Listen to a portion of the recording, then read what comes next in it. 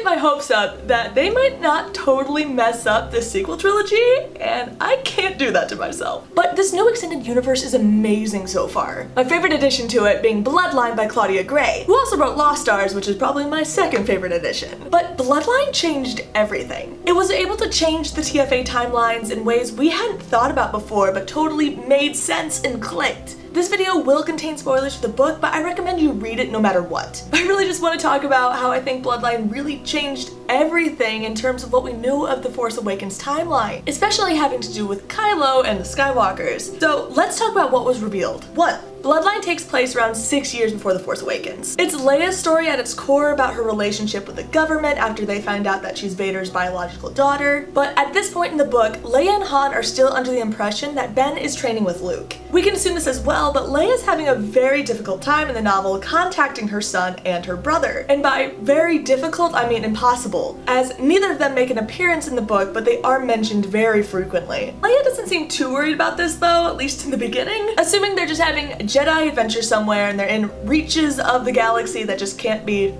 reached. But this knowledge alone changes the timeline significantly. One of the biggest theories out there is that Rey was training with Luke at the time Ben defected. But again, since this novel takes place only 6 years before The Force Awakens, Rey would have already been on Jakku for 10 years at this point. This also further signifies to me that Rey is not a Skywalker, as there would have been no tragic or logical event that would have taken place that would have made them dump her on Jakku. But again, as you guys know, I don't think she is one, but I don't throw out any theory until we see it on screen. 2, this is actually the biggest reveal in the novel, at least it was for me. Luke, Leia, and Han are the only 3 people who know that Vader is their biological father.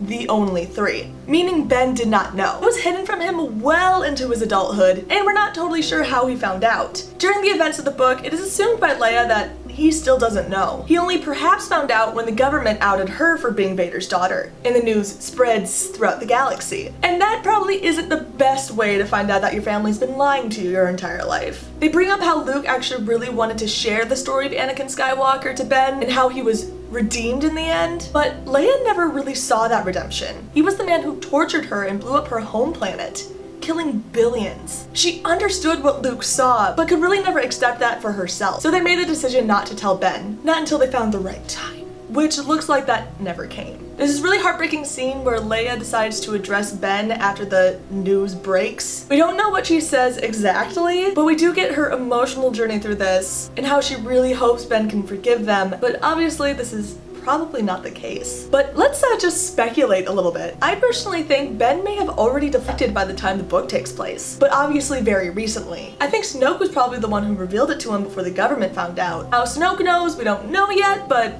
we'll see if that's answered. I think Luke in the novel is currently chasing after Ben, hoping to fix everything before Han and Leia find out, or he already left to go to Act 2. To which to me would be such a great conflict for Episode 8 if Luke just left without addressing it. It was also implied by Leia that Ben was probably made to hide his Force powers. Leia had kept hers hidden as well, making Ben Solo Space Elsa, which I am totally on board for. 3, this one is great.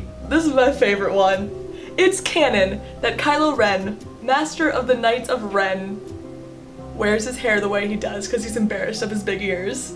That's canon. Leia points out this quality in a different character, Ransom Casto, and relates it back to her son. Ransom is actually my favorite new character that was brought into this book. Ransom's actually just basically one giant metaphor for Ben, so a surprise to no one that he was my favorite. While Ben doesn't make an appearance outside of just being mentioned, Ransom Casto goes through the character journey in his place. 4, Han and Leia are actually quite happy together. This is a major blessing to everyone's childhood OTP. It wasn't a surprise to me that Han and Leia had their issues, especially given who they were as people, but it really was quite devastating to learn that they had separated. We learned that even though they did spend over half the year apart most years, they both quite clearly love each other. They've also gone from thinking that Han and Leia were bad parents to just very, very selfish parents. Neither of them were very willing to change their lives for a child, so therefore when they had a child who may have needed more special attention than they would have wanted, they didn't know how to handle it and dumped him off on Luke. Neither of them really knew how to slow down or think about life in a smaller scale, and I think that quality actually rubbed off on Kylo. And 5, Leia begins to understand the dark side. She begins to understand how someone could turn to it. She finds her first almost empathetic moment for Vader. In the end,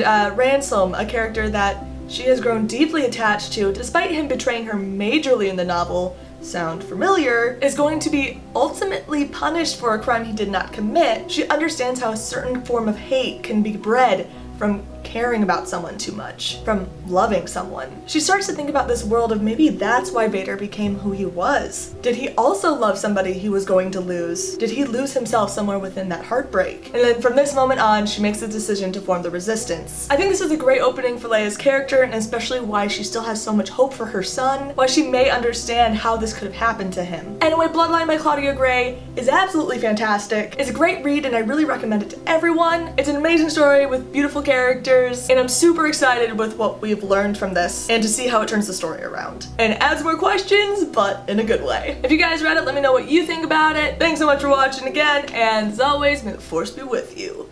Force push.